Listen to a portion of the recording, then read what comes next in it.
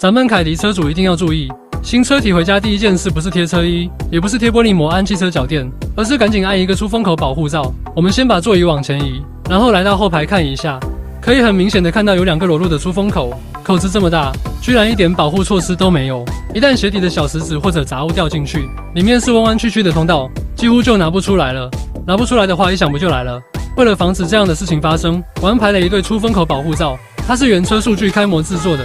形状大小设计的刚刚好，所以咱们直接对准套上去即可。按完以后原是合缝的，就不怕有异物或小石子掉进去了。有需要的车友们可以安排上了。